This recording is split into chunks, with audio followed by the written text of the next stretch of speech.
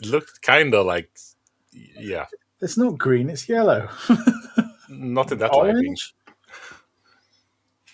All right, green ooze it is then. I'm enjoying a nice, fresh, cold pint of green. Well, I'm colorblind, so I just go with horror. Okay. Oh, then good evening. Hello. Welcome, chaps and listener. Singular. This singular. To now you've written the episode number in the corner of the screen, but it's in an language. Is that 147? Close. 146? Yeah. I thought we'd already done 146. Is this not 147? No. The pod note says 146, but I don't know what week you're in. I was the one who made the pod notes for this episode last week. So it's very possible that we screwed it up, that this is actually 147. I guess we'll never know. It's really funny that we're that unsure of ourselves. So, yeah, but it was 145 that came out. Oh, you know yeah. that's not weird at all. I have been unsure of myself since at least puberty. So since before that. Well, welcome to an episode of Make Rude Mistakes. Who cares about numbers? It's just a number. It's 140. Yeah.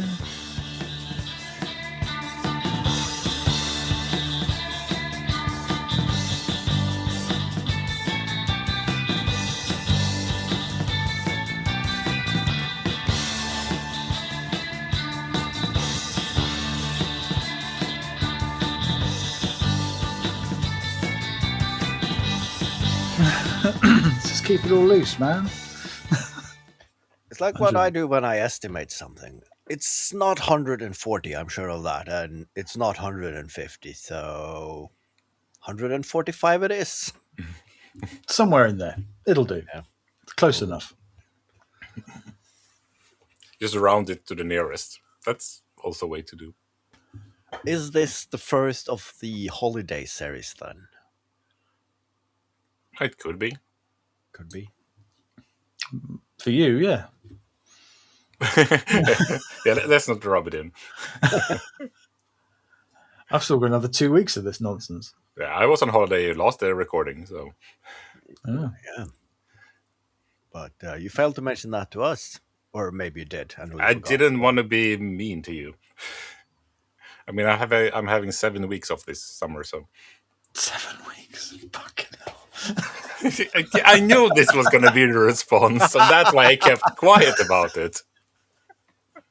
14 days, you bloody slacker. And here I thought I was the asshole for taking the entirety of July off, and then you sail in. Amateur hour. Yeah, but okay. 2 of those weeks I'm alone with the kids, so they barely count as vacation. Yeah, that's basically just that's sort of like 2 weeks of purgatory, really, isn't it? Well, that depends. That depends. Yeah. Purgatory with very, the imps are persuadable sometimes. You freelance as a kindergartner, although it's unpaid.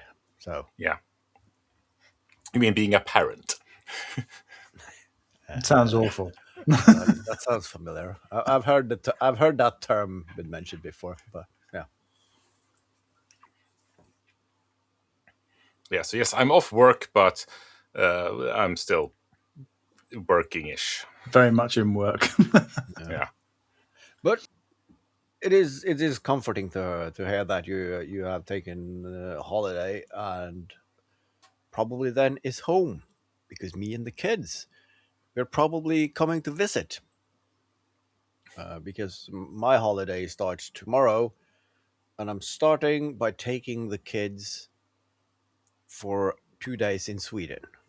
I mean, we are going to Liseberg, and of course, their worldview is, oh, KJ lives in Sweden. Maybe you bump into him. Sure. There's a small chance that he's gonna be in Göteborg, but I wouldn't hold my breath. No. Yeah. Not really. Well, that's the child mentality, isn't it? You know, if you're on holiday somewhere and you meet someone else from the same place that you're from, Yeah. and they say, "Oh, do you know?" No, I don't. But that doesn't stop with kids. I mean, if you meet adults as well. Oh, you're from New York. Do you know Johnny? Sure. Johnny the Screw, Johnny Two Times, Johnny the Hat. Which Johnny? I love Johnny the Hat. He's a funny guy, but don't get on the wrong side of him. Oh, definitely not. Still got that 80s New York mentality. Exactly. Yeah. Nothing that can't be solved with being disappeared in the Hudson River with a concrete overcoat.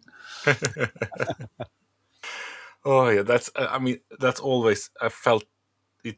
It's such an interesting way to kill someone. To go through all that effort of putting parts of them in concrete, because I mean, even if you have quick setting cement, it takes a while Yeah. to You know exactly what's coming to you. And if you just stay still for a good sort of 24 to 48 hours, really let it sink in. No pun intended. Is it cured enough? Is this water grade cement so it will last in the ocean? It's a lot of things to consider. You need that Roman stuff that's made with volcanic ash, don't you? Because it cures underwater. Yeah, Because- I mean, but that's the expensive kind, isn't it? It's expensive and very, very hot. And you know, do you burn to death before you drown? What message is that sending? To be honest, I've thought about this, and I thought the guy, it's always a guy, need to have passed out at some point, and you dip his feet in, and then when he comes about, and he realized that he's stuck with both feet knee deep in concrete. That's a harsh realization. You know what's coming next, and that Oh, got me yeah. thinking. Wouldn't that be a cool project if you could probably get 2 prop shin bones and you stick them in a bucket of cement and you toss them off somewhere. You're pretty sure they're going to be found by some amateur diver in a year or two. That's going to cost some What big kind pictures of in the local newspaper. what kind of animal bones are most closely resembling the shin bone? Some kind of deer or elk, perhaps, or something like that. Maybe. No, That's an interesting project. my physiognomy, if that's even the right word, not that good. Because I mean, pigs are close to us when it comes to some parts of the body, but not the legs. I would say that's pretty No, far they're- off. Touch on the stumpy side. Yeah. Yeah. But I think their internal organs are very similar to ours and arranged in a very similar way. Yeah. And if you string them up, I think that's what the army uses for target practice or something like that.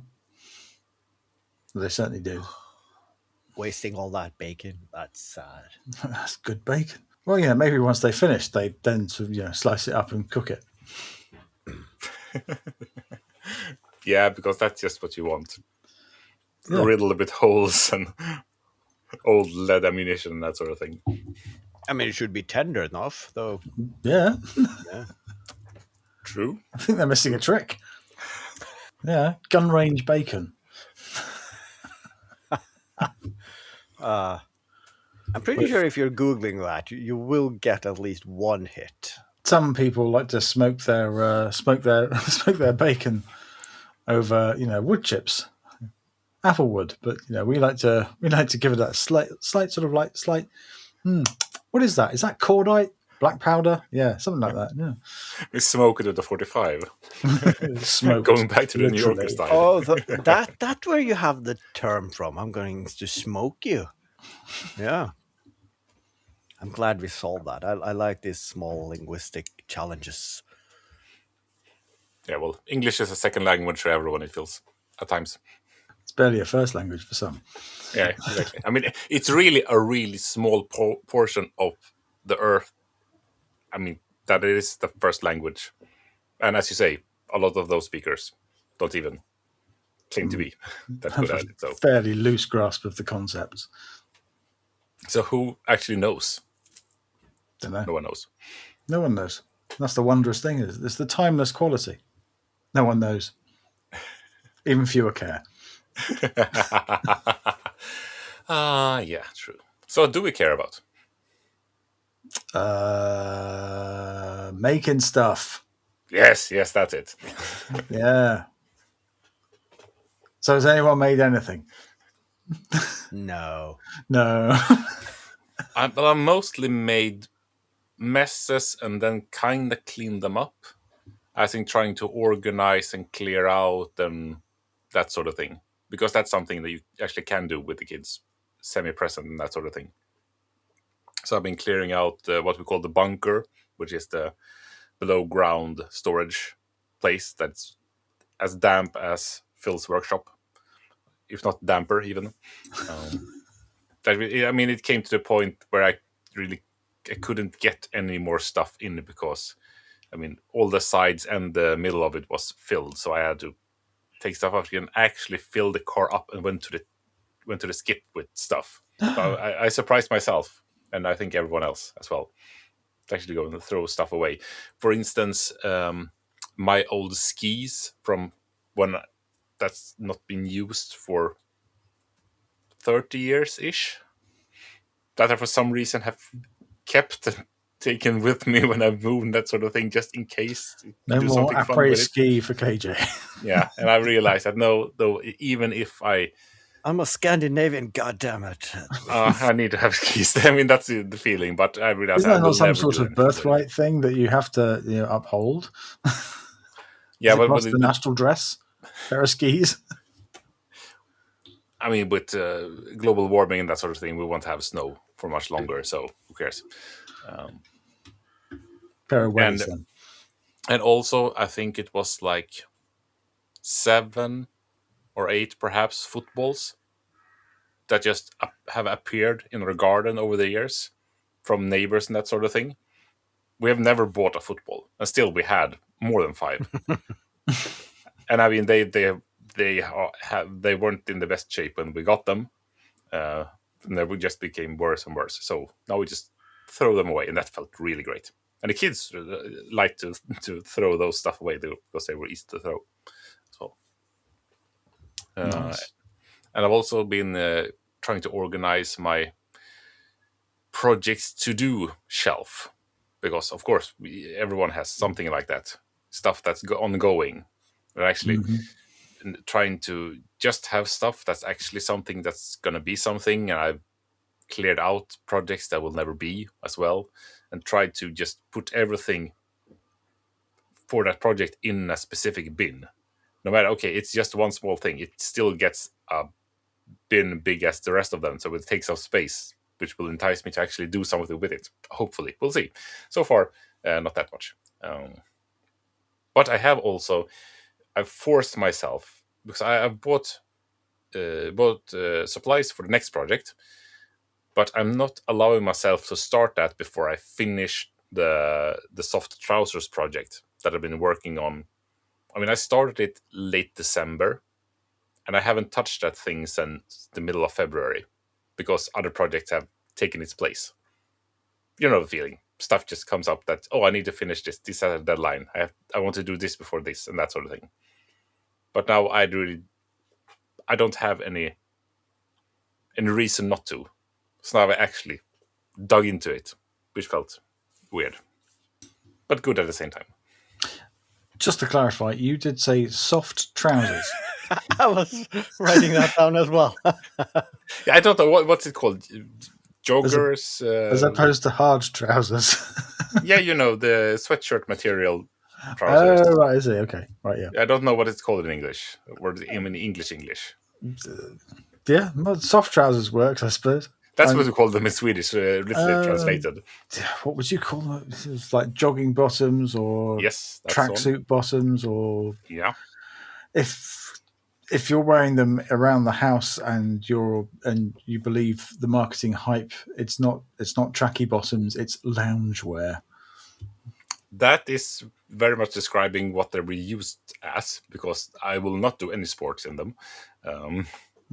I mean, I'm of the persuasion that you can't sit around at home in jeans or chinos or any kind of rougher trousers. You're supposed to be comfortable at home. So comfort trousers. As soon as I come in, I change from jeans to something soft and nice, so I can sit around it. That's funny because I come home from work and I just wear like jeans and a shirt and all that sort of stuff for work, and I get in and I put on a 3-piece woolen suit. Got to dress for dinner, Oh yeah. and then maybe later on a silk smoking jacket and a fez. I know you really want to, and also have I do really want to. leather armchairs in a nice oak library and that sort of thing. In a big house somewhere cold. Yeah.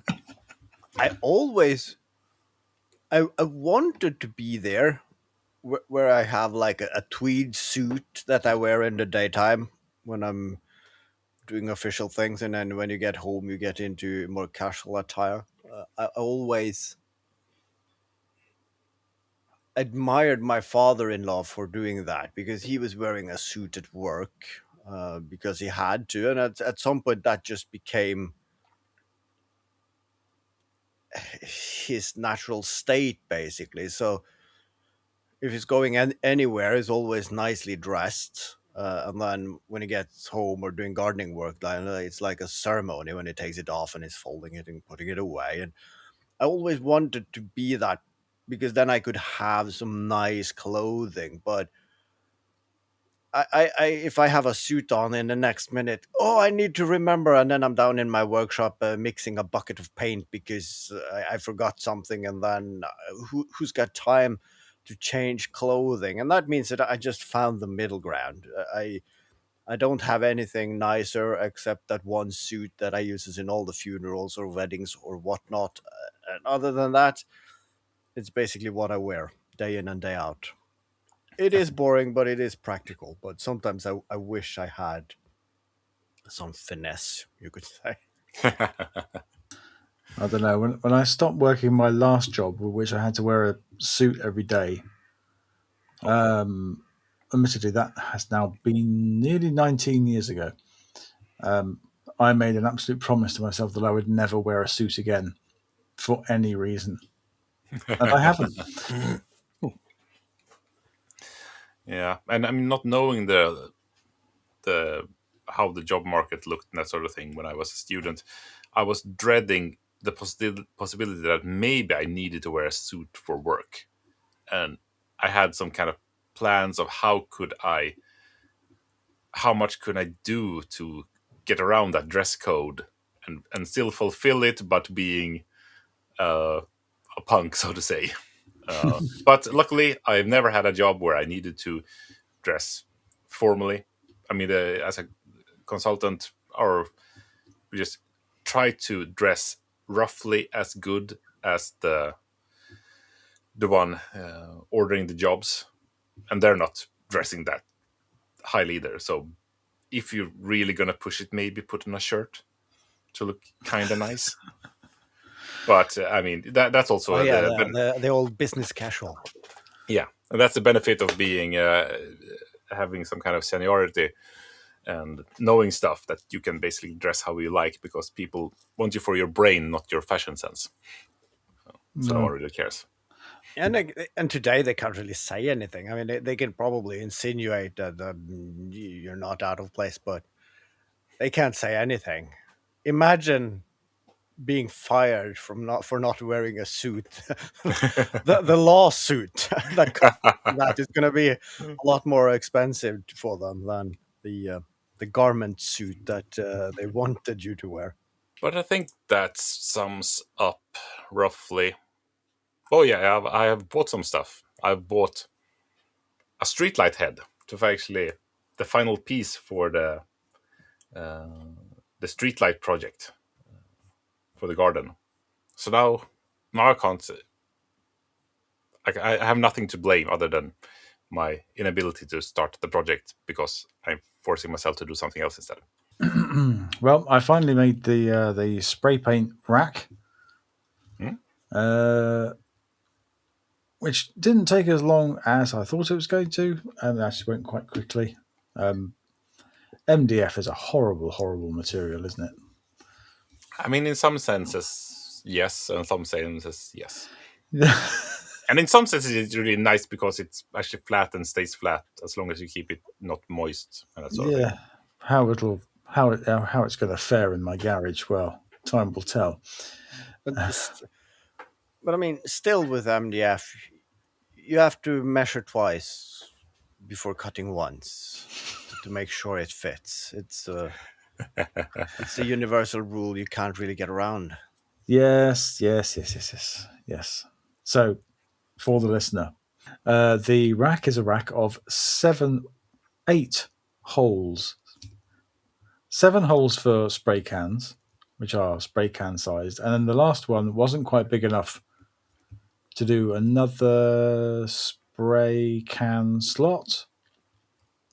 So I made a little drawer to put at the bottom of the stack, and it's got an upright front and back, and upright sides, and a sloped top. So when you push it in, it meets the slope of the slot above it,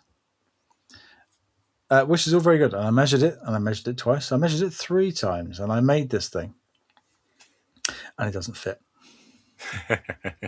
It is too wide and too tall, which is impressive. Did the entire shelf system get squeezed when you put it in place? No, because it's only hung very loosely, and then has just got some nails shot through the side. So it didn't get twisted either, or something Nope. like that. But it was just your measurements being. It's just my measurements were not right. You were too good at measuring. I was really good at measuring. I was over-egging the estimates, over-reading. But yeah, I'm going to have to work out, because there's a total admission here. I bought the belt sander. It had a more or less new belt on it, and I've never changed it. And I don't actually know how to change it. So I'm going to have to learn how to change the belt. I've got a brand new belt, because at the moment now it's basically just like a buffing wheel. A big polisher. Yeah, it's a really big one. It's like 4-inch wide, 12-inch long polisher. Because the sandpaper on it started life as an 80 grit band, but it's probably something like 800 now. You gunk it up to a different rating. Yeah. Could you just put spray adhesive down and go outside and scoop up a handful of sand and just drizzle on it while you manually move it around? Could do. But I have spare belts. I have spare 80-bit belts. So it's probably a lever somewhere on it. There is a lever on it, but I think that lever changes it from being a flat thing to being able to tilt it up. I've never really looked at it that closely. Yeah, you can tilt it, so you can tilt the whole bed so it'll be upright. Okay, yeah. And it's got like a little place where you can put a tool rest on it and stuff like that, and use it like a belt grinder, I suppose. By your description, I think I have a similar one. It's probably getting close to 20 years old, and I've changed belt on it once. And I remember maybe a screwdriver was involved, that there was a bracket or something you needed to remove to be able to pull the belt off sideways. Because I don't think these are, at least not the one I have, it's not professional grade. It's not meant to be in a workshop that uses this 8 hours a day and need to change rather frequently. Yeah. It doesn't seem like it's built for that. There'll be something in there. There'll be a drive end and a sort of dolly end, and something's putting tension on it, and maybe even something there to keep it tracked so it doesn't wander off.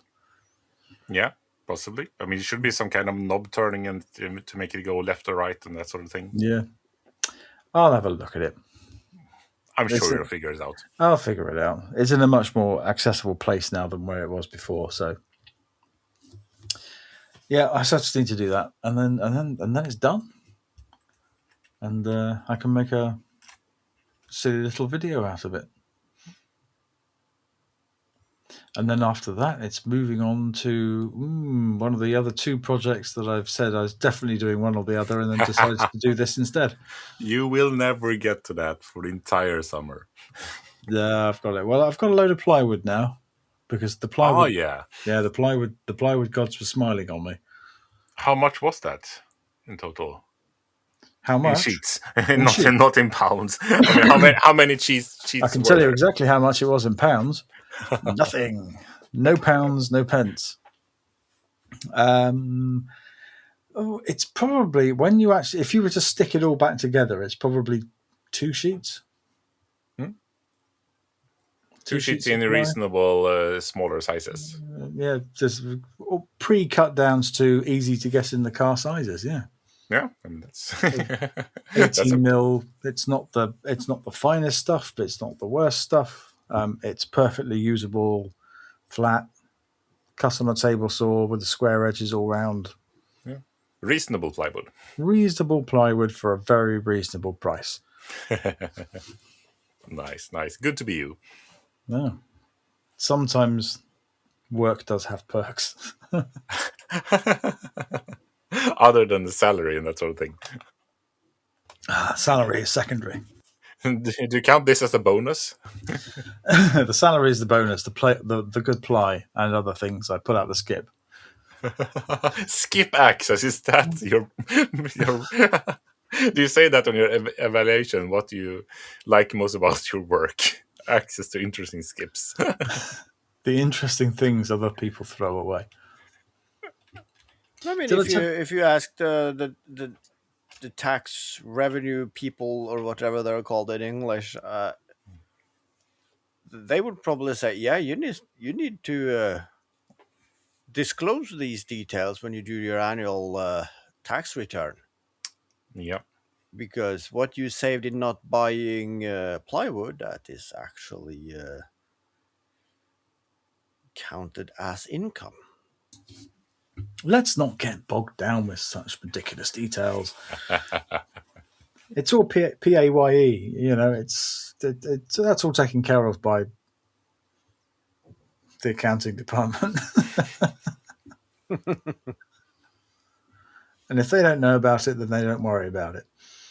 And because it's the time of year where all the students around where I live, they're all moving out. So the bin stores are full of extraordinary stuff. Usually it's a load of crap, but the other day I went down there just to put the bin out and the recycling, and down there is what appears to be almost a brand new hockey stick. Like someone had the greatest intentions of playing hockey this year, and then they decided not to. And I don't know how much these things cost, but they obviously decided that they weren't going to bother taking it home with them, so they just stuck it in the bin store. Fine. I think I'll take that to the next car boot, sell it for £5. I'm guessing it's decent wood in those hockey sticks, but of course the shape and form makes them kind of. They are very specific. You need to do a lot of cutting and glue ups to get any usable shape or form of wood. No, unless we're doing the Zombie Apocalypse Challenge, the Jolly Hockey Sticks version. See, yes, hockey sticks with a load of 6-inch nails sticking out of it. Yeah, it's good enough. Could be a decent handle for a hammer. Maybe. I mean, it does look like it's one of those long hammers. That's there. Yeah. It's a fairly dense hardwood, so maybe. So yeah, that's more or less me. Other than I've decided I hate my track saw. In what way? I just hate it. It was so cheap.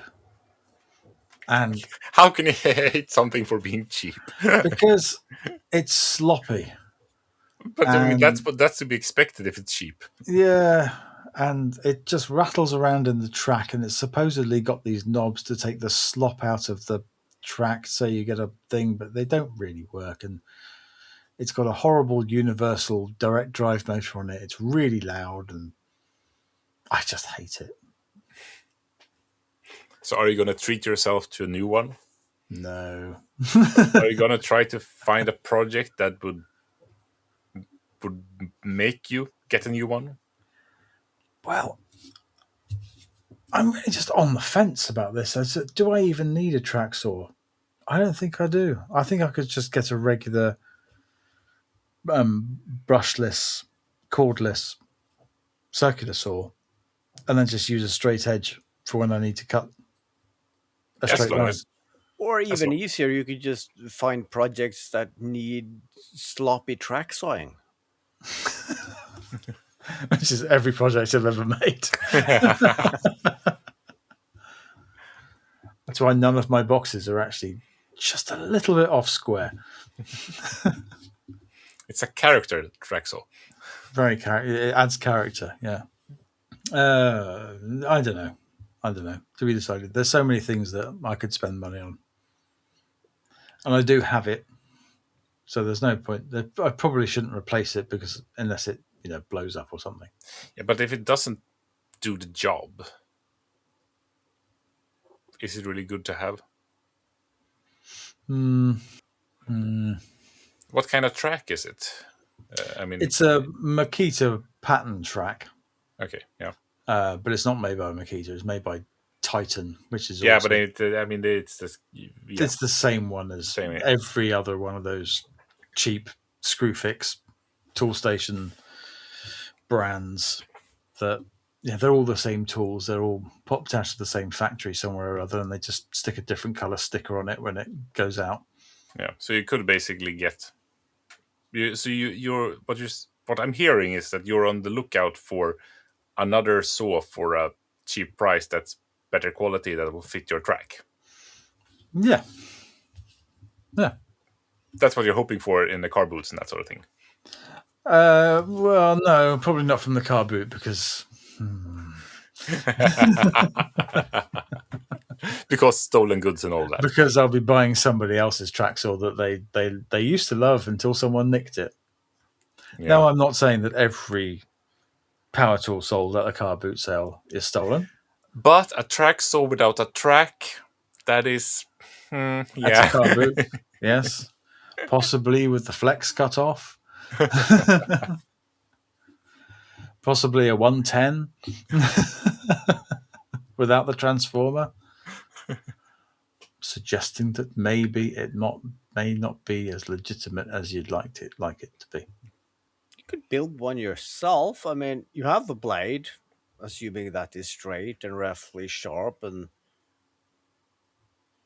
you just need an electric motor. But then you already have that, so you're already set. So then you need to make some sort of housing for it. But yeah, that you already have as well. So I am reinventing the wheel yeah, by taking the wheel that I already have and saying, look at my new wheel. I mean, that is really the question. Could you make a better track? So if you, I mean, let's just get any circular saw. That's not a track saw. Could you build a wooden track follower thing to put on that circular saw to actually make it better than the track saw you have? Probably. That could be interesting. I mean, I think YouTube is full of people with DIY track saws. Yes, definitely. Yeah. So, I don't know. This has turned into a hard line of questioning that I wasn't expecting. I just wanted to express my annoyance and hate. Not hate. It's just annoyance, extreme annoyance at my very cheap tools. And it's not the tool. It's always the woodworker. But it's also the tool. Sometimes it is the tool. Sometimes it's the tool. If the woodworker is a cheap ass, then it's probably the tool as well. In my defense,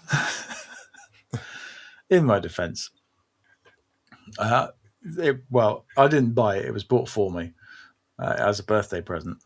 Yeah, one of those. And this was like just when I was starting out with this whole shenanigans of making stuff. So yeah, it served its purpose at the time. But something which costs twice, 5 times the amount, is it twice or 5 times the amount better? Or should I just fettle with the one I have to make it work better? I mean, this probably is 5 times better, but in ways that you don't care about. So then it's not really worth it, I would say, in all the cases. No. If you're using it professionally day in, day out, Yes. year on year, then yeah, maybe. If you need to run it 6 hours a day, Yeah. then it's worth it. Yeah. You maybe don't need a sword that lasts you a lifetime. No. Maybe one with better dust collection. Yeah, I mean, you need something that's good enough. Yeah. Right, you can attach the hose to this, and a good 10% of it goes up the vacuum hose.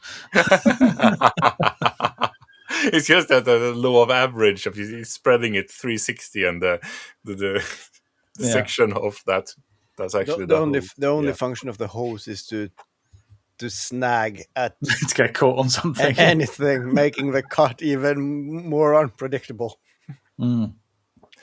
That's the problem with my circular saw. It's that it has a hole for attaching a hose to it, but I mean, this is the battery one, so I don't want to attach a hose to it. But that hole is, I mean, it is directed more or less straight at me, the way I'm holding that saw. Is that something you recognize with using? Why doesn't that? Can you have a shield or something like that put in, or just have it deflect somewhere else? Yeah, mine's the same. It's the hose basically. It just, if you don't have the vacuum on, the hose port just fires directly at the back of your hand. Straight into the arm of your jacket, or in your pockets, or just in your chest. Why is it not firing away? They should really consider this kind of things, I feel. Yeah, but then we are back to, wasn't it Glenn that talked about getting a workshop bib to collect all the shavings and whatnot? Yes. So Yeah. you need a variable bib contraption dust collector that is variable for all, because obviously me too, I'm going all battery on my power tools because I don't want a cord, and then you have to put a vacuum hose on it. Then I could just as well gotten the corded version. So no. Do you want? Now I say you, not as in you, but us in general, want a portable vacuum? I mean, like a backpack. Think of like a leaf blower thing you put on your back that sucks all the things you can connect it to, so you can still be moving around, having that attached to your arm, perhaps. The thing I like with my workshop vac is that it has a function where it turns on when you turn the power tool on. So then you could also... I've been looking into now at an AliExpress of getting an old retro cassette player, because I found one at 20 quid that looks exactly like the one I had in my childhood. So I got nostalgic. So if you get that one and connect it to your vacuum as well, so when you start your power tools, it starts the vacuum and it instantly starts playing the Ghostbusters theme. But it's playing off a cassette, so you have that sort of like initial power, sort of That adds to it. It does. My vacuum's got the same power takeoff, but we're all very aware of my sketchy electrics. So yes, tickling the track saw, which also turns on the vacuum. The inrush amps is too much for the lighting circuit. So you need a delay for the dust collector to spin up the blade, and then you can start it. Yeah. Yep. I'm expecting that to be a thing on professional dust collectors, not the cheap ass ones that I have, but that they have a delayed function so you don't turn on two very power hungry tools at the exact same moment. Because that was the case in my garage as well before I upgraded the electrical system, because I got that table saw, which is... It has a brushless induction motor, and those, I mean, they just start up and go, so they draw a lot of current, and it it hardly could sustain itself on startup. So it's almost like you had to spin the blade to give it less resistance to start it up to not knock the fuse. So I had that for a good year before we updated these. So I had to run an extension cord for another outlet because that had a larger fuse. Why have you unplugged the fridge? I'm cutting something. Then you work swiftly, at least. Yeah. And don't forget to plug it back in, like our electrician did. God damn it! I think I mentioned this before, but when we had the electricians over and they redid the electrical system here, they for some reason unplugged our freezer, and they did what they had to do to the electrical system and swapped out the sockets and whatnot, and they forgot to plug it in. And this is our deep storage freezer. It's not the one that we use every day, so it's probably sitting there for a good month and a half before I needed to go down to look for something. And I opened the lid and we closed that lid and we brought it outside and emptied it out and I filled it to the brim almost with bleach and whatever powerful washing agent, and the smell kept sticking around. It was awful. That slurry in the bottom, and you realize how many containers weren't properly sealed. Exactly. Now they do have a lot of this. This is a top mounted freezer, and for that purpose they have a drain plug. But just the memories of that. Let's move on.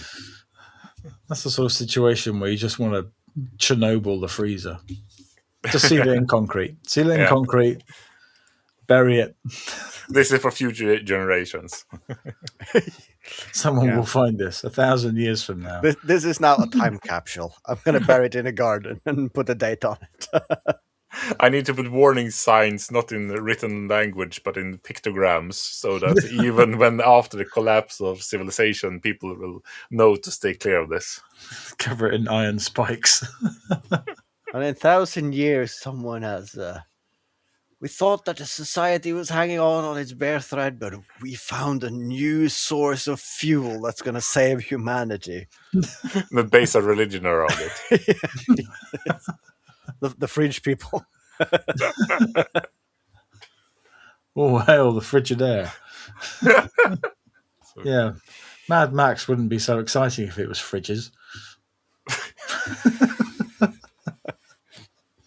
No, but I'll give that a shot if I see a movie or book with that theme. Mad Max, but it's household appliances. I was gonna supplement your rant there, Phil, with, isn't it annoying when you want to rant about something and then people just start throwing up viable solutions to your problem? That's not what I want. I enjoyed following along on the paint rack build, and usually I'm easily not derailed, but I'm easily inspired by other people's work. But here, not at all. If I have to do anything that's related to paint ever in my life, it's too soon. Yes. But that being said, I haven't done much making per se. Yeah, well, I would consider that making, but it's not YouTube making. You've been making your house nicer. Yeah. And yellower. Or as the kids say, that's not yellow, that's orange. Fair enough. I say mustard. Yeah. In Norwegian, we call that ochre. It's a dark shade of yellow, or as my kids say, orange. But orange is really not a... No, it's brown that's not a color. That's just a dark shade of orange. That was how it was, yeah. No, of course, we had the entire family over for a day, and we just scraped down and cleaned the house and prepped it for paint several weeks ago. And I bought one can of paint so that I had for when I started, and then we had about a week and a half with the perfect forecast, and it basically ended today. And I realized if I just push through now, I could paint our entire house and be done with it before my holiday, so I don't have to think about painting at all in my holiday. And that was the carrot dangling before the donkey. Um,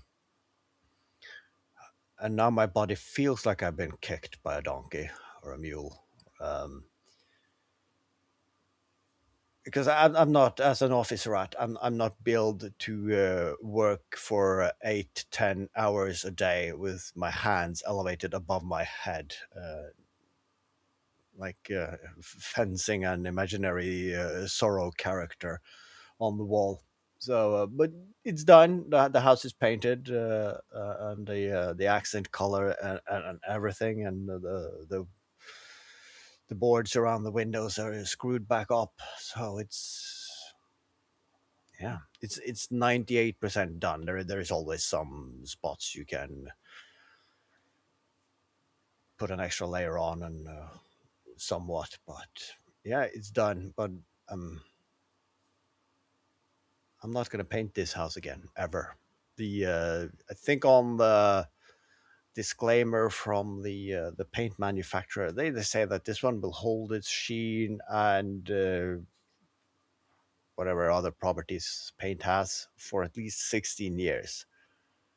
And god damn it, if this at 15 and a half years start to peel or drift away color wise, they're gonna hear from my lawyers. But I mean, then your daughters will be in good age to do the next coat. Yeah, they already started about can we do chores for money? So yeah, start saving up your energy to paint a house. Oh yeah. Maybe I should start giving them, instead of chores they have to do to get money directly. I'll just give them more small miniature mortgages on that future paint job. And then after 16 years, you remember all those ice cream you got? It's time to pay up, bitch. You have a stack of IOUs. Here are some paint and brushes. You're mine for the next 14 days. So I giddy mean, up. it is good to teach them about economy and not borrowing and that sort of Karma, thing. and yeah. So here's your allowance, and you can have 3 times that if I get. I mean, they can't understand interest on interest and that sort of thing. Is this pocket money or are you running a pyramid scheme? I mean, we're better to learn that than in the safety of your own home. Well, Yeah. exactly. Is it safe though when you're actually going to cash that in one day? Well, out there are worse cults that cash stuff in. So I don't think you can get out of the could get out of the Manson clan with just painting a house. Yeah, you can actively use it as a threat. They are planning to do something, and then, and instead of disagreeing, you could just go outside. I wonder if is now has the time come to paint the house, and then, or no, or maybe not. We're gonna do that thing. We'll, okay, all right.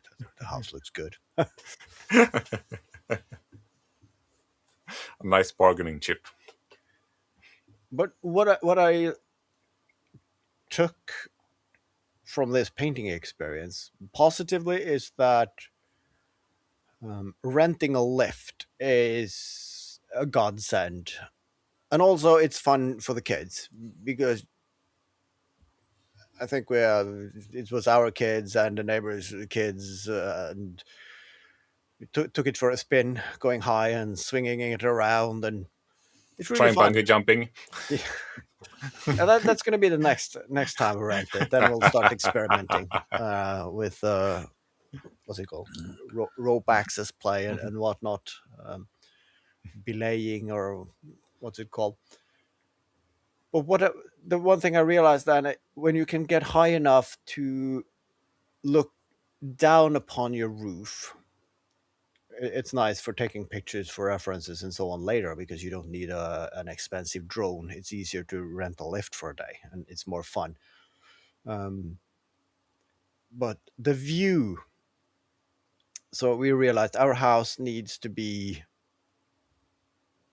a story higher, or we should install some roof terrace or something. So I was kind of thinking that when we change the roof, of course, you need to put up the ladder system for the chimney sweep.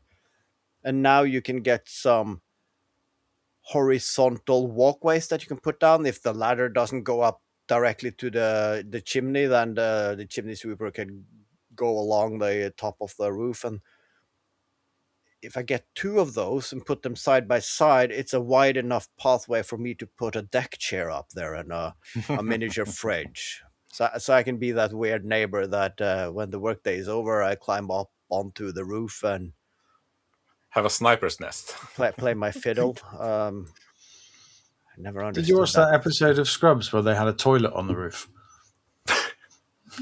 No. Oh yeah, that was the where everybody snuck off, wasn't it? To have some proper time on that toilet. It was a secret amongst Everybody wanted to go and sit on the toilet, the roof toilet. I'm You're wondering not if planning of the roof toilet. I mean not today. With everyone having a camera and instant access to social media, but let's go 20 years back. If you had a rooftop terrace, or at least access to it in like a big city like New York, it's a nice place to go up. You get the view, you get the sounds from the city. Yeah, I could see sitting on a toilet up there. I mean, yes, there is 15 million people within 2 miles of you, but I wouldn't really care because it's so many that they don't. I don't know any one of them. But today, of course, you would have 14.5 million pictures of you on the Johnny up on the internet. Yeah, but it'd be if you exclude the rather obvious pun, there would be a flash in the pan, wouldn't it? Yes, you'd have 14 million people say that here's the dude sat on his roof on the toilet, but then they'd find something else to be, upset about. Just add a big QR code to your YouTube channel. It's worth it. Yeah, Exactly. No such thing as bad marketing. Speaking of In marketing, the long run, perhaps. Speaking of marketing, though, I have found an interesting way of generating views to my channel because I've been cleaning, and then I thought I need to get rid of some stuffs, and I realized the tractor that I built 2 summers ago now, I think it was. I'm not using it as much as I brought it out from hibernation, and I filled up a tablespoon of petrol in it just to make sure it started. Yes, and that's all it's been run since I built it, basically. So I put it up on an online marketplace, trying to sell it. Now, of course, there's a project that someone else has built.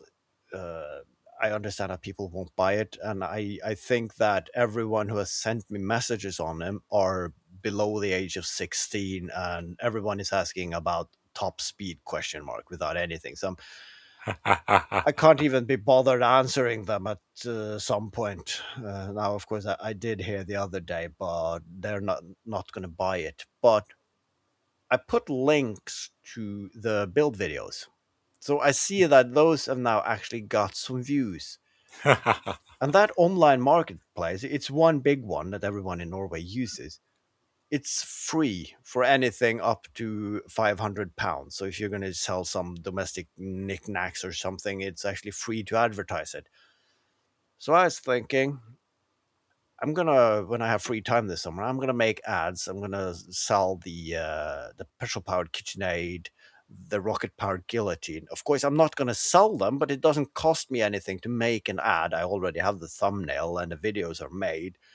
So I just have to put a lot of random stuff up there and people will click on the link. So it will generate a few views and at some point maybe someone picks up, look at this weirdo and all the shit that he sells. That, I mean, it's just fun getting all those weird messages. Like I'm imagining someone like, what the fuck is this? And I'm like, it's a petrol powered KitchenAid. Or do you like cheese, but you're fed up with the cheese grinder? Then a guillotine might be for you. I'm just gonna play it like, yeah, this is the most normal thing I've ever seen. Going viral on online marketplace. Yeah, Because I mean, they world have first. that stuff of look at this weirdo selling this thing and that. I'm sure the Reddit's about that. So that's actually a good idea. Totally a unique and untapped marketing ploy. Everybody's, Although with limited potential, might I say. limited. You have, yes, but you've got a more captive audience, maybe. and I Yeah, mean, and I'm the first one. You should never underestimate Because being first yeah. in a niche. Yeah. Otherwise, you're throwing these things out on on TikTok. Watch my video, or Instagram. Watch my video, or whatever other social medias. MySpace. But and I mean, you have a good backlog of weird projects, and I mean that in the best way. Yeah. So and you would be that would inspire you to make more weird projects to fill up that backlog, so to say, fill it back up for the future needs, and you can put a fuck off price on it, and if someone is willing to pay £500 for a petrol powered KitchenAid, then you might be happy to let it go. Yeah. And if it doesn't sell, it doesn't sell, and no one's hurt. And that's the thing, though. It's not like eBay or anything, and I'm not obliged to sell it. And you can say that, oh no, sorry, I just sold it. Yeah, or no, I don't want to sell it to you. I think that this is too dangerous for you. And then, of course, they really want it, and then okay, how much are you willing to pay? And if you sign this non-disclosure agreement that if you lose a finger, that's on you, not me, then sure, £1,500 and it's yours. no. Caveat emptor, buyer beware. Yeah. You've bought this incredibly dangerous homemade thing. If you run it and injure yourself in some catastrophic way, that's your fault. Don't come crying to me about not being able to see anymore.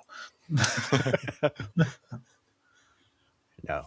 That's the reason why I sold it, actually. Almost lost a finger building it. I'm not keeping it. This thing's fucking dangerous. So they're gonna start building acrylic boxes that are sealed and deliver stuff into, but do not open this box. That could have been the de facto ending of a lot of my videos. You just build it and you try it once and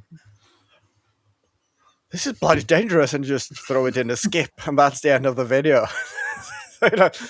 He just keeps building things and realize at the very end these are life-threatening devices, and you just toss them in the bin. No, you just have to seal them in epoxy for display purposes only.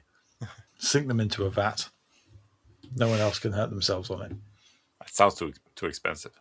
That's the thing, though. I mean, crystal clear acrylic it's expensive.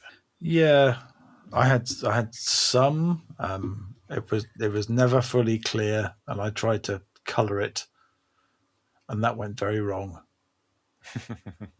Well, I bought green dye, but when you put the green dye in the it's called water acrylic, I think. There's obviously some sort of chemical in it because the green dye instantly turned bright orange. Yeah. Chemistry. I did the same thing. It didn't change color, but it changed maybe enough of the chemistry that the balance between the hardener and the epoxy wasn't quite right. So the acrylic Star Wars picture I made 2 years ago now, it's still weeping uncured epoxy. from out of the seams, especially from the one where I graded the different kind of colors together. So yeah, that is never going to cure, and there is no way of curing it. But it looks really nice from 10 meters away when you don't see the drips from the bottom of the frame. And I need to be careful not to put it somewhere because you get gooey, uncured epoxy on whatever's underneath. So Well, that's really nice. It is. Just don't touch it. Put a drip tray on it under it. yeah, it's the weeping. What's a fancy word for a framed picture?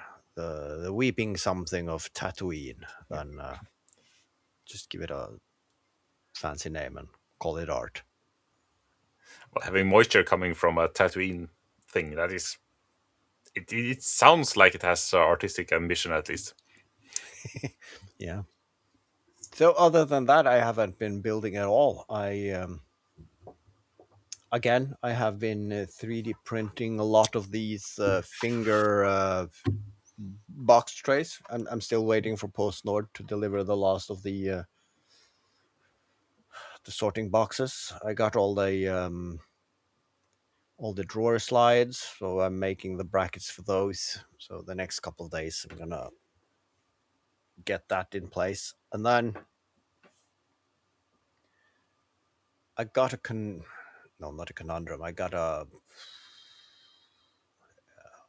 what don't I got? I would like to take pictures of the cabinets, but oh my god! Even if you take all the boxes out, but just with the drawer slides and 18 mil plywood and whatnot, they are heavy. So I need help to carry them, and they are so big that if I want to put like a white canvas behind them to get some proper pictures, I have to move them up in our living room and move the living room table and then find some contraptions to get the white photo background up. And then I built some other things as well that I would like to take some pictures of then. All right, then I will do that as well. But it turns out into a full day project of rearranging our living room just to take some pictures. But yeah, god damn it. Could you not take your background outside? Do you have like a? Yeah, Is it like one of those pop-up frames, or do you sling it over something? no, I don't have anything. I don't have the white background either. I was thinking getting a roll of proper white photo background was surprisingly cheap actually at the local photo shop. Mm. But I was just gonna put a broom handle through it and a couple of screws to hold up each end. So yeah, I guess I could do it outside, but we have a gravel driveway, so it's hard getting a good surface and not having that transfer through the background enough that it, yeah, well, I mean, you still need to carry it to get it out in the driveway. So instead of just putting it down, you can just carry it 10 meters extra and you have it in your living room. And they have wheels on them, which make them very easier to move around without asking my wife, can we lift it up and tilt it 3 degrees to the right? No, that wasn't quite right. The shadows doesn't fall right on. All right, let's move 2 degrees. She's going to get pissed off. Could you build some kind of stage contraption for your? Oh, now I lost a word. The thing you put out your car to hold stuff. Trailer. That's it. Just fold down the side, long side, and have it. That's as a flat surface, and then some kind of sticks poking up for a backdrop thing. But I mean, doing it outside, then you have the sun has to be in the right place and the right amount of clouds and that sort of thing. So it might be sketchy. Yeah, because a white background in sun, it's horrible to get proper pictures in direct sunlight. Yeah, you So can't do it in direct sunlight, and of course, if it's clouds, then it's going to rain, and so yeah. so you can only take the Or photographs maybe at five just o'clock not in do the it. morning. Yes, or maybe just not do it. That's Uh, also an alternative, I guess. and dream of the future of having a big garage where you can actually have a photo backdrop thing ready in front of the doors or something like that. Yeah. Or the dreams of the Or future. That's maybe you're onto something there, because I have a workbench towards the inside of my garage door, but it is on casters, so it is movable. So what I could do, I could open the garage door and roll that out and my work table, which is also on casters, so I can move those outside and then close the garage door and then put the white background up. That I That can would actually work. do without help as well. That not a dumb idea. That It's worth a try. yeah. Because then you have a lot of lights that you can control as well. Or you could just photograph it and then cut it out in Photoshop and plonk it on a white background. That sounds like work. I've thought about that as well. And when I actually paid to have Photoshop, you could actually do that, and it had like a generative background generator as well that helped you, so you could get decent backdrops for your pictures. But the free online version I'm using now, it's not good in that respect. So and I could take some pictures, but to get the same result and seamless background and to get the shadows right, I would spend more times in Photoshop than actually wheeling it out in front of a proper background and just take a picture. So Get it right in camera. That's what we used to tell the students. yeah, Yep. that's a problem today. Everybody, when they're shooting something, we'll fix it in post. If you say that enough time, it adds up to a lot of fucking work in post. It's a lot of post, and those highlights. You ain't fixing those in post. I It's not there. I've saved a documentary because I did not have time to watch it, but it's Werner Herzog on Oh yeah. making movies. And he said today, even with the digital age, I mean, people have 30, 40, 50, 100 hours of raw footage for a movie that is 1.5 hours. That is too much. Then you're not a good videographer. And then people started laughing because they thought he made a joke, but no, he was dead serious. No, then you're just not good at your job. So if he is making a 90-minute movie, he might have 180 minutes at tops, but that then he's on the excessive side. So no, you take the shots that you need to take, and then you have your movie. So yes, he's very much the get it right the first time. Something I will have to search for. The Half Pint. There is a series. I can't remember where it was shown. It might be on YouTube, but it was. I'll search for it. But it was the Werner Herzog masterclass. I think it's 24, like 30-minute episodes looking at all different aspects of filmmaking, which is quite interesting. So many master classes out there that seems crap, but his I would consider consuming. Yeah. I'll write it down in my little book for when we get there. It kind of feels like we're already there. Fine, I'll stop writing and start typing.